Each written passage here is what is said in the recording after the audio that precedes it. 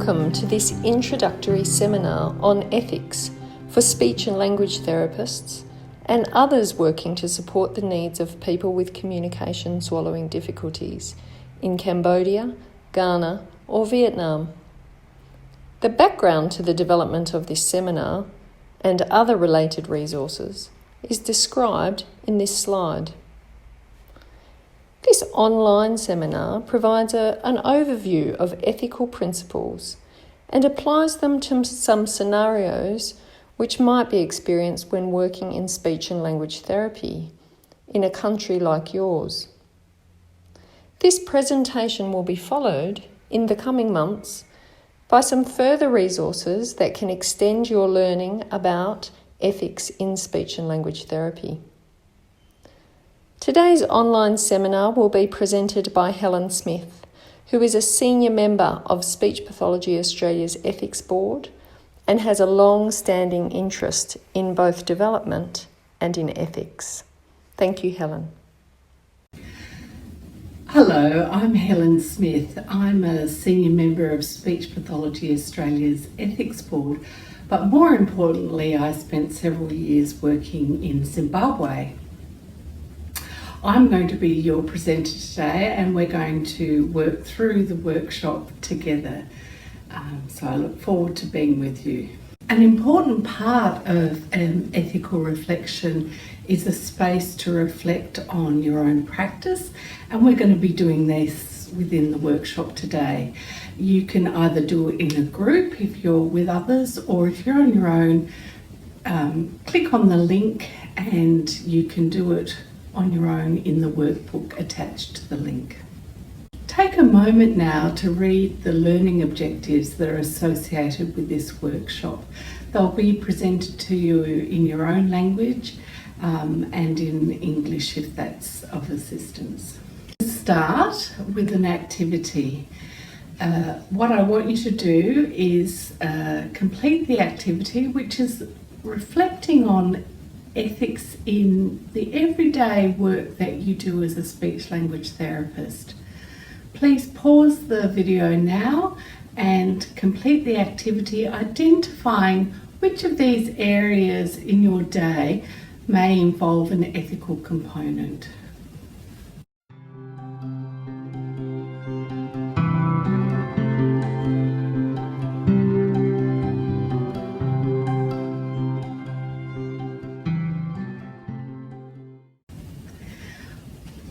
We want to start thinking about work and thinking about positive examples of people in your workplace who you've seen behaving ethically. What is it about their behaviour or their actions that make you feel that they're ethical professionals? When we're thinking about ethical issues, it's important that we reflect on our values. Values are things that we believe or think are important and influence what we believe is ethical. It's important to recognise that people from different backgrounds may have different values. When we're thinking about ethical theories, it's important to recognise that ethical thinking is complex and often there are no clear-cut answers. There is no right or wrong. The goal of this presentation is to encourage you as participants to think about some of the complex issues we face in our practice when working with people with communication and swallowing disabilities, and to understand the ethical principles that can help us think these complex situations through. Now we're going to take a moment to complete an activity, and again you can do this in your workbook, or you can do it with your colleagues, or you can do it just writing down on your own. But first of all, I want you to think about what has influenced your personal ethical attitudes and values. Then what has influenced your professional ethical attitudes and values, And finally, what are the most fundamental values that you bring with you to your work as a speech language therapist? You need to pause the video now while you complete this task.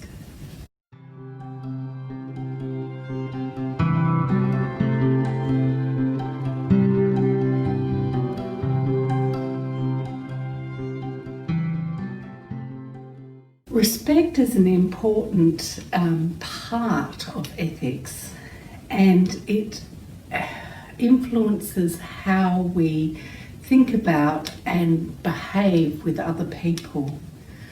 We're going to do an activity now where we think about the importance of respect in different aspects of our life. So first of all, what does respect mean to you? How do you show respect to different people? And finally, how may respect and the showing of respect differ at home, in the community, and finally in the workplace? Pause the video now and complete this activity.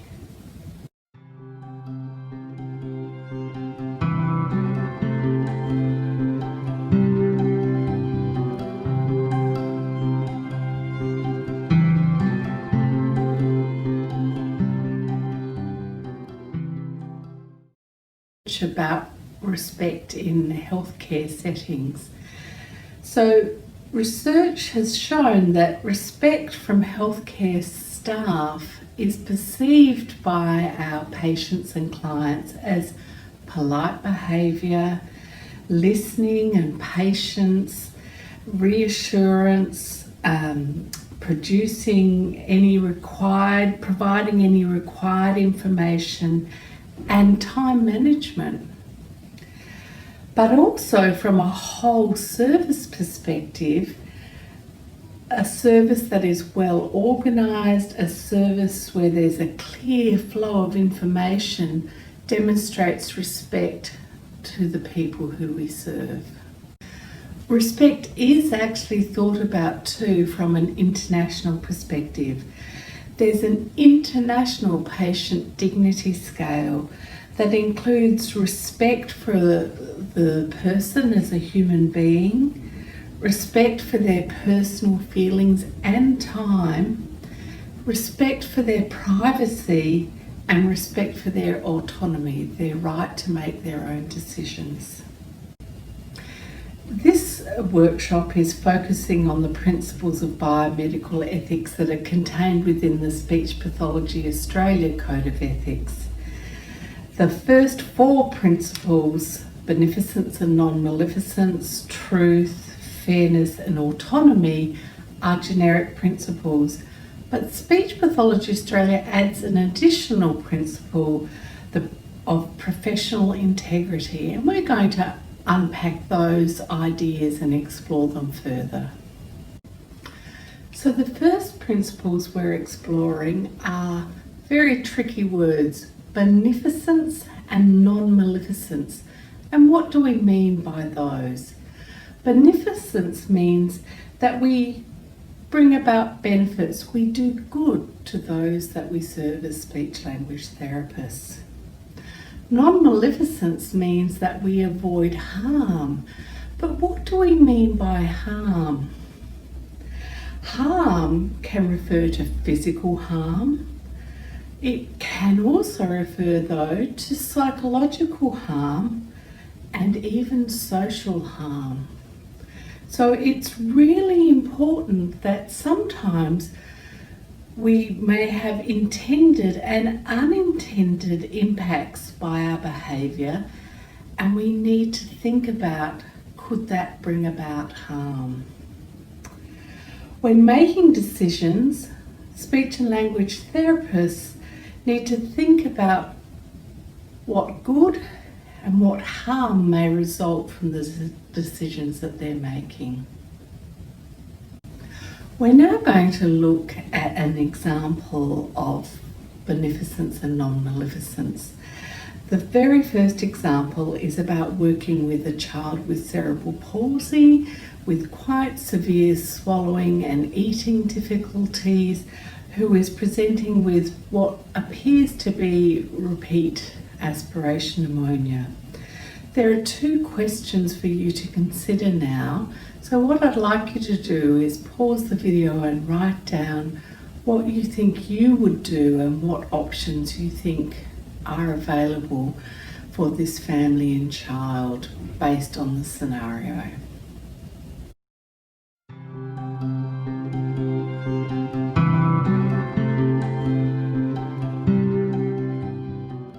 Okay, so one of the things that you will have already identified is this is really complex. There is actually no right or wrong answer. The ethical approach to doing good and not doing more harm in this situation involves the complex interplay of the family, their circumstances, their finances, their living, the medical advice, the medical access to treatment they may or may not have. It's all about all those factors together to try and work out what will be the best for this child to do the least amount of harm to this child and their family in the circumstances to which they find themselves. In this scenario, imagine you're starting to work in a rural area for an organisation for children with disabilities. You realise that lots of the children actually don't have a medical diagnosis or a clear indication of what's causing their disability. You are encouraged to refer families off to the city to see a specialist paediatrician so they can receive a diagnostic label. I want you to think now about what may be the positive outcomes of sending the children into the city for a diagnosis. What might be some of the harmful consequences of sending children to the city for a diagnosis? Pause the video and write your answers now.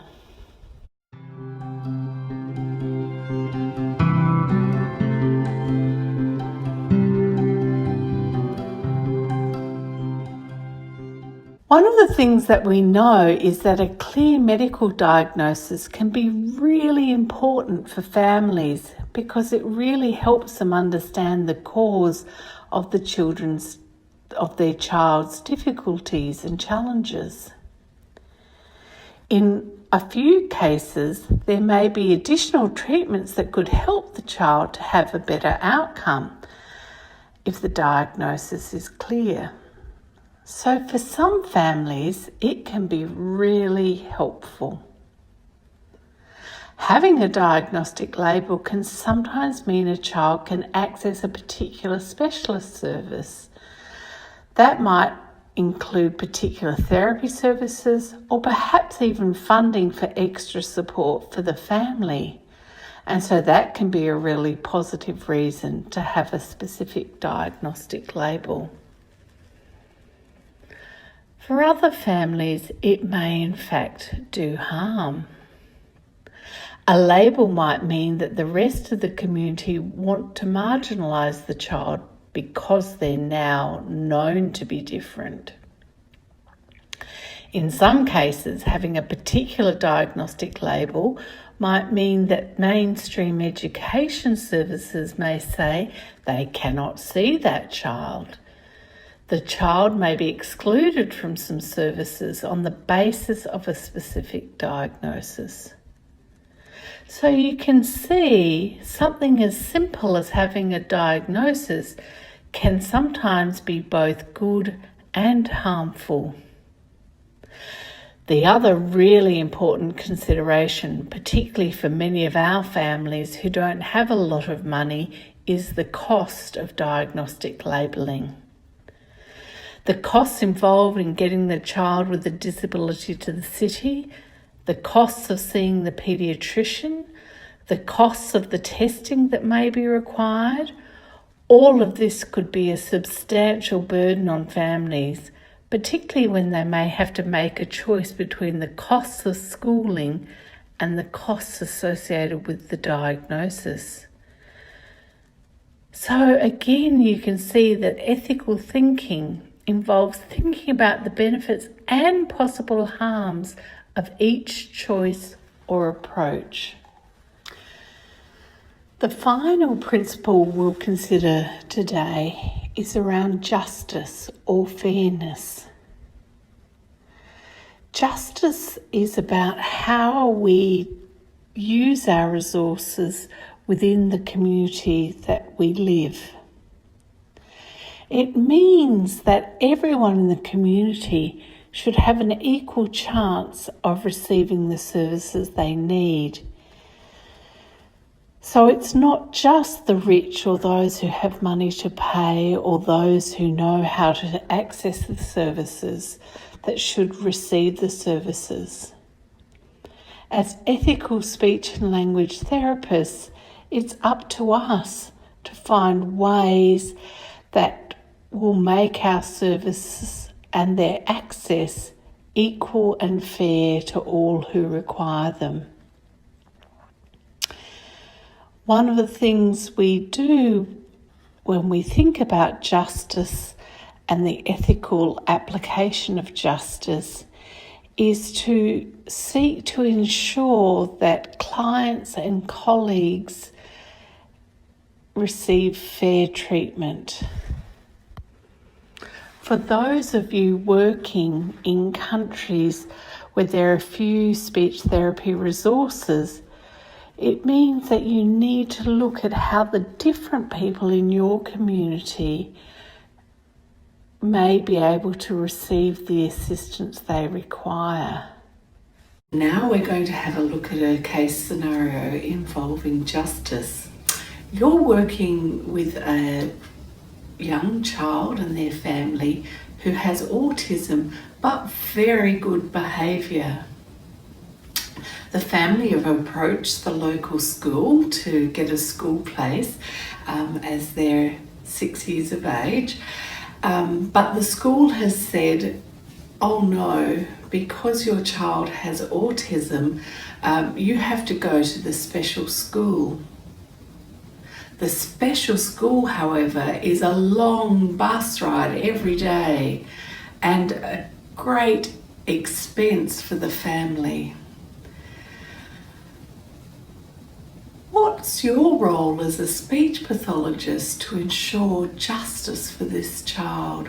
What could you do, both as the person's therapist, but also what could we do as a profession to help make this situation more just? Write those thoughts down now.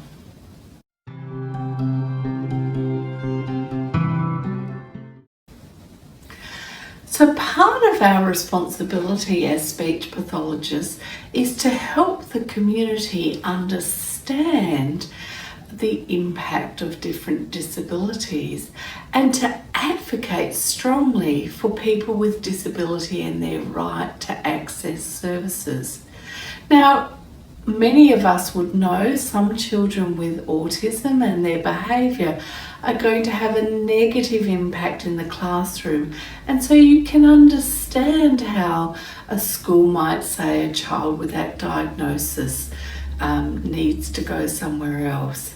However, we also know that many children with autism perhaps can be very compliant in the classroom, and that in fact it's about helping the teacher to understand about their condition and empowering the teacher to embrace them in that situation that can allow success for that child. So as a speech pathologist, not only do we have obligations to provide therapy to the child and their family, but to act as an advocate to provide justice for children to access the services that they require in the broader community. So I also want you to think more broadly beyond this particular child. What could your organisation do to advocate for children with autism? Do they need to get together with parent groups and the educational authorities to come up with ideas around what might be best practice for the children in the whole community around accessing appropriate educational services? What kind of support can you as a group of speech pathologists and a group of parents and a group of educators do to improve the lives of children with autism? We're still thinking about justice, but in a different circumstance now. You're working in a hospital rehabilitation setting with a man with chronic aphasia. He's referred by his doctors for intensive speech pathology. He's very affluent and politically well connected, and your medical director agrees with the doctor that this gentleman should have intensive therapy. However, because of the chronic nature of his aphasia, you know from the evidence that in fact, and from your experience of providing some intensive therapy, he's not able to benefit from intensive therapy in this way.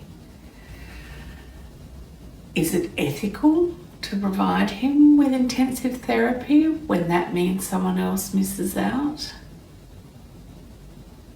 How would you work in this situation? What's your ethical obligation with regards to justice?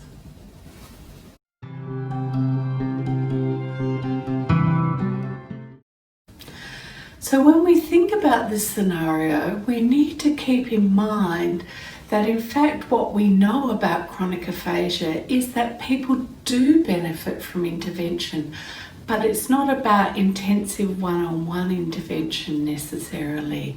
Often it's about less frequent, more socially based intervention with families.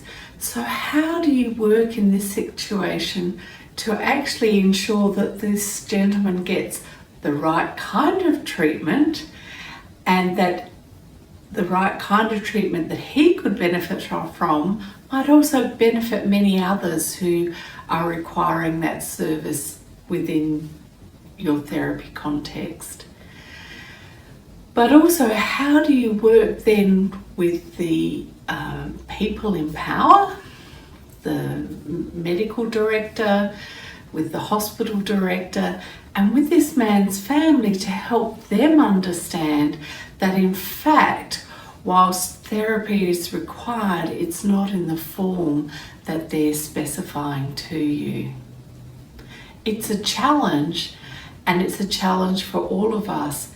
But not only is it about justice for making sure that we have services available for the people who can benefit the most, it's about also providing the right kinds of services that will actually benefit the person at that stage in their recovery journey. The next principle of biomedical ethics that we're going to consider is truth and truth-telling. The concept of truth in ethics is that we provide the people that we're working with accurate information, with the truth. But truth-telling is not just about giving information. It's very complex about how much of the truth we give, over what time period, in what pieces of information that we give at any particular time, because not everyone is always ready to hear the whole truth in one foul swoop.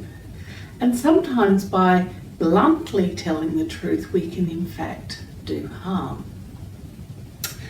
Truth is all also difficult because sometimes we don't know the truthful answer. When a patient with amyotrophic lateral sclerosis or motor neurone disease asks us, well, when will my speech and swallowing be affected? How long do I have to live? We can't actually give an accurate answer because the truth varies from person to person. Likewise, when parents ask us, well, how frequently and how much therapy is my child going to need? It's really hard to answer because that is going to be dependent on the child, their condition, the family, the backup that's available. And so sometimes truth is actually much less black and white than we imagine. So now a specific patient example around truth and truth-telling. You're working with an elderly woman with dementia. She's been admitted to hospital now for the 4th time with an aspiration pneumonia. Her daughter doesn't understand why you're not providing intensive input. She's already made a complaint to the hospital system, and when you come in to see the woman, you realise that in fact she's dying. What do you say to her daughter, and how do you tell her the truth about this condition? Just pause the video now and write down some reflections.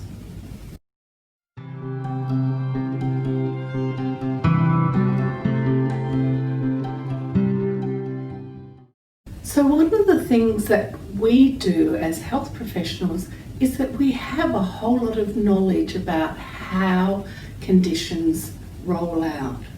And whilst we may not be able to say that this lady is going to die in the next 24, 48 hours or the next week, this is a pattern that we're very familiar with. So perhaps we need to very gently explore with the daughter what she understands about what's going on and what expectations she has for her mother's recovery as we try and give her little pieces of the truth about really what our clinical judgment is about her mother really rapidly approaching the end of her life. This not only ultimately will give the daughter the information she needs and the truth, but is actually a really kind way and a caring way of giving what is actually very confronting news to a family member about their loved one. And sometimes it's not our job to tell the whole truth. In fact, we often need to do those complex family meetings and family information giving with the whole team. So whether that be your medical colleague, your nursing colleagues, your social work colleagues even, to try and provide the necessary support, but also to provide all the information.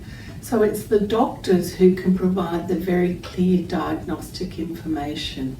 It's us who can talk about a person swallowing. It's the social workers who can talk a bit more about how we can care for the person and the family in that situation. We're now going to consider a truth-telling scenario at more of a service level.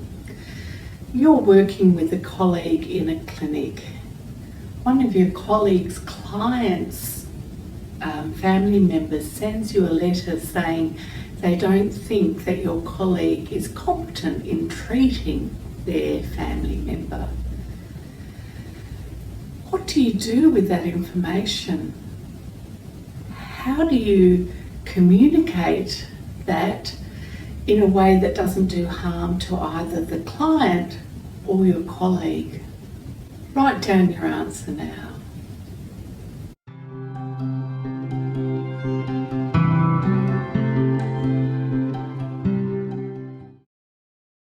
So as a speech therapy professional, what do you do? What's your obligation both to the client and to your colleague? How do you sit with your colleague and help them perhaps understand that there may be a different way they could approach their treatment of the client if you actually do feel that perhaps they don't have the skill level? How could you work together with that colleague to both build their skill and develop their practice, but also ensure that the client has the best service that's available? It's a complex issue to weigh up that conflict between doing right by the client and doing right by your colleague. But as ethical professionals, we have a mutual responsibility to ensure the standards of our profession and our professional colleagues, but also the standard of service to our clients. Now we come to autonomy. Autonomy is the principle that says we respect the right of our clients to make informed decisions. But people have the right to make their own choices and to have all the information they need to make those choices.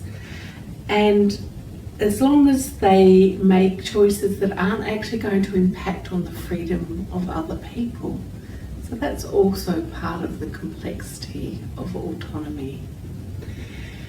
However, consent and informed decision making and autonomy is often seen as a very Western principle, a Western concept. Because in some cultures, in fact, it's not the individual themselves that might make that decision. It may be a family member, it may be a community. And so trying to work out whether autonomy is actually the principle that we need to follow, or the do no harm principle, in that we need to include the right people in the decision making. And how we work out what that is sometimes quite complex, and it might be different in a city situation versus a remote village situation. And it might be different according to religious and family context as well. So autonomy, again, seems like a very simple, this person has the right to make their decision, but it actually becomes much more subtle and nuanced as we go. The other thing about autonomy is that we all know people that we work with who actually can't anymore make informed decisions. And then we need to think, well, who has the right to substitute their decision making? And who is the right person to speak to in that situation? And in some places there may be legal obligations around that, and in other places, again, it may be a cultural expectation. You're working in a village that's a long way away from the city. You're working with a child with a hearing impairment. There's a school for hearing impaired children in the city, and this child's school teachers have organised a place at the school for the hearing impaired children in the city for this child. They tell you that you have to tell the family that they have to send the child to this place in the city. What do you do? Who has the right to make this decision for this child? How do you think you could talk with both the family and the teachers about this decision-making situation? Write down your reflections about that now.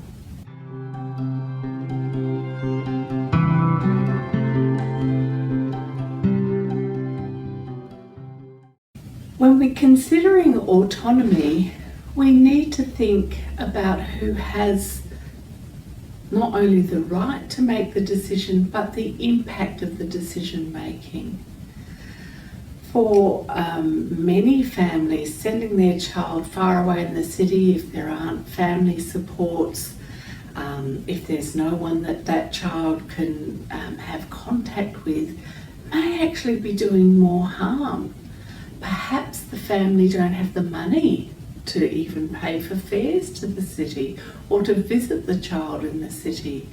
And is the benefit from developing perhaps access to signing or a community of deaf people around that child of greater benefit than remaining in their own community? Is it the teachers who can make that decision, or is it the family? And how can you help the two of them come together to try and work out what might be best for this particular child and this particular family in this particular set of circumstances? Autonomy is saying we need to give all the information and all the options and then allow people to make what for them is the best choice. You're working in a hospital and you have an amazing paediatric colleague who wants to start to refer children from the community into your speech therapy service. You know that early intervention for children is a very important part of improving the children's opportunities as life progresses for them.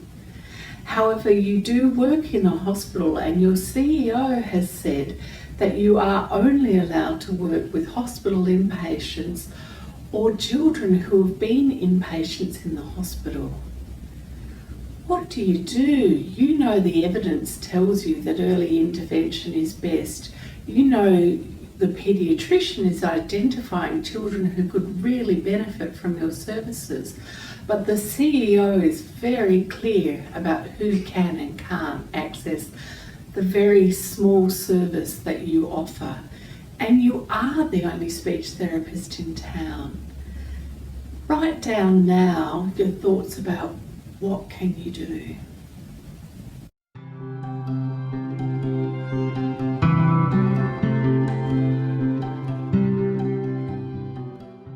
So I have to say, as a health service manager, that often what we can and can't do is dictated by our CEO or board. But our obligation as ethical professionals is sometimes to help convince that person of why, the evidence behind why we would like to do things differently, or the impact of how doing things differently might affect their bottom line or their hope for the future. So rather than just sitting there and biting your tongue and feeling frustrated and feeling like you're letting down your fabulous paediatrician, perhaps you and the paediatrician could sit down and come up with an argument, some evidence to present to the CEO.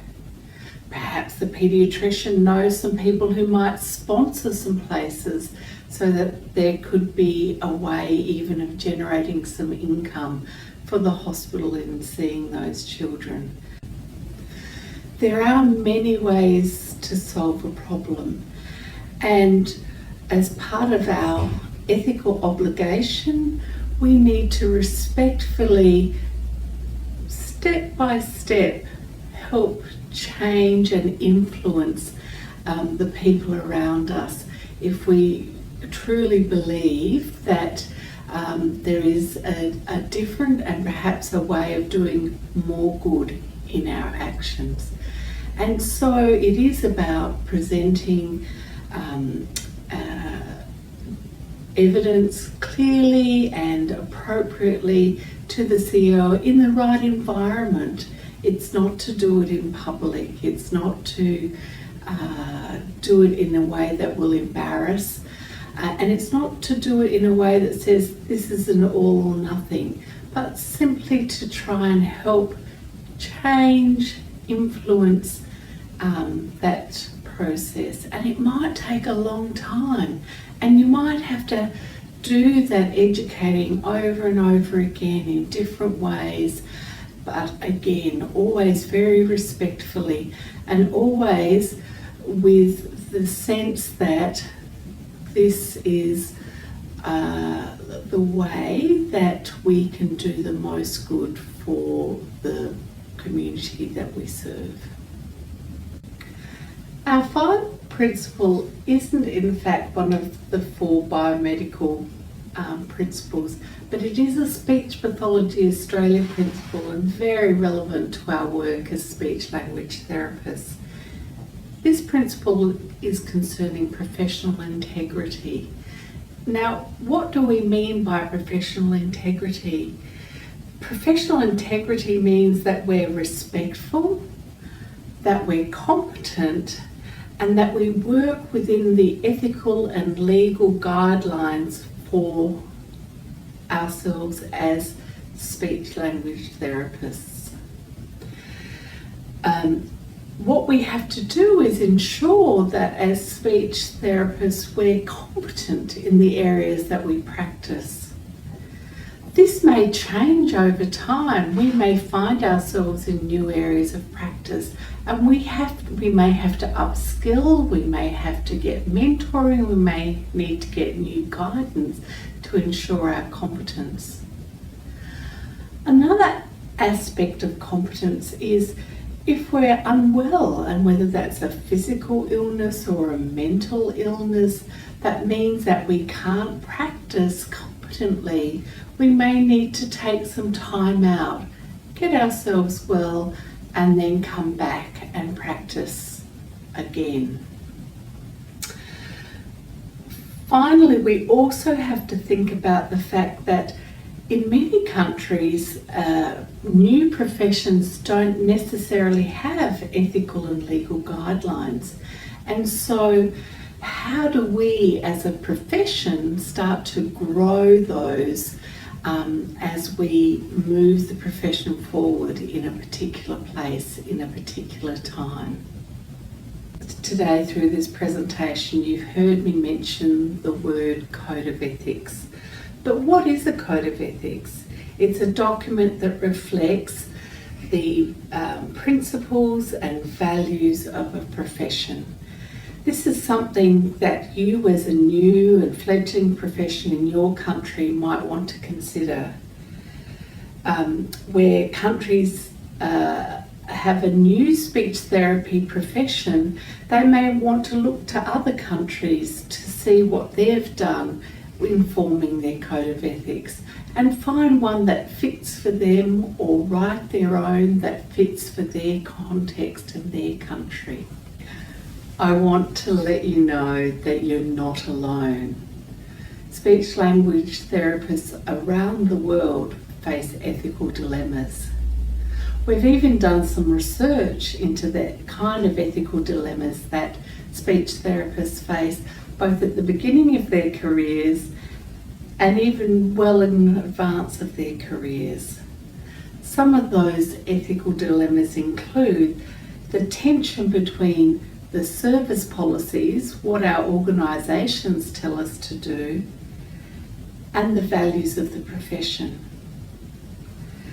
The resource allocation, how do we decide who gets our very scarce therapy services?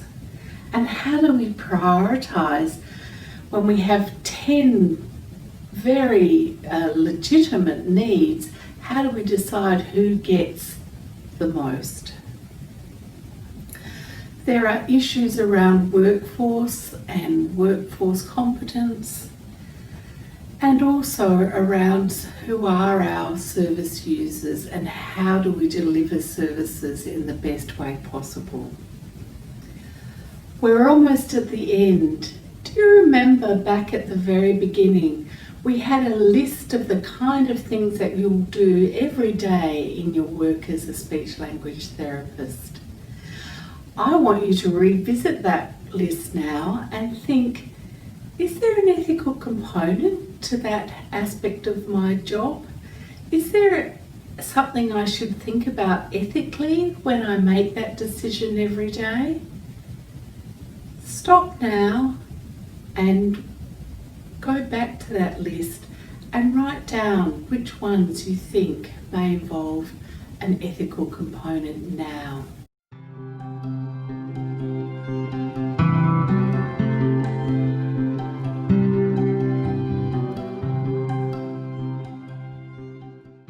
So take another moment now and look at your first list and your second list. Has your thinking about ethics changed over the course of this workshop? What I want you to consider is, are you now more aware of how much ethics is embedded in everything that we do? In your workbooks, some of the ethical issues about each of those aspects of our job will be given as examples to help you to think further about how ethics is part of what we do every day as speech language therapists. As you can see from your workbook, all of these activities that we do every day as speech language therapists have ethical issues embedded in them. Today, you have learnt about the relationship between values and ethics, respect and ethics, and you've begun to learn about the principles of biomedical ethics and how they apply to your practice as a speech and language therapist. I would like to thank you for participating today, and I really hope that this has been a useful time to encourage you to think about ethical practice in speech therapy, and particularly around ethical practice with people with speech and language and swallowing difficulties. Please continue to look at this website for other resources around ethics and ethical practices and activities to support your learning about ethical practice in speech therapy. For those of you doing this online in 2019, there will be an opportunity in your home country to attend an ethics workshop.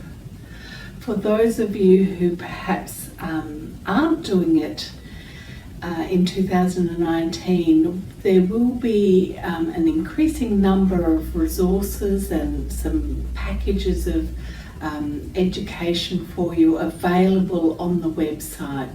So please continue to look and find the updated materials. I'd also challenge you that in your mentoring and supervision sessions that you unpack ethical dilemmas as and when they arise.